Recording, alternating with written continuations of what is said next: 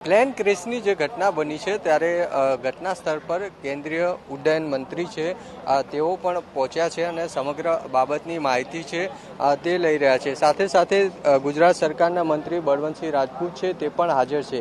કઈ રીતે બનાવ બન્યો, કેટલા વાગે બનાવ બન્યો અને શું ખામી રહી જેના કારણે બનાવ બન્યો, આ તમામ બાબતની વિગતો છે કેન્દ્રીય ઉડ્ડયન મંત્રી છે તે લઈ રહ્યા છે।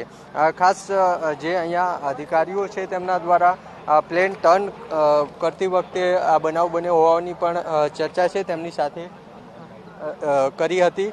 જે રામમોહન નાયડુ છે તેઓ અત્યારે તમામ વિગતો છે તે લઈ રહ્યા છે। બીજી બાજુના આ દ્રશ્યો છે કે પ્લેન્સના અલગ અલગ જે પાર્ટ્સ છે તે બિલ્ડિંગ્સ અહીંયા આવેલી છે, તે પછી મેસ હોય આ ઉપરાંત જે રેસિડેન્ટ ડૉક્ટરની રહેવાની જગ્યા હોય ત્યાં અથડાઈ હતી અને તેના જ કારણે આ પ્રકારની સ્થિતિ બિલ્ડિંગની બની છે।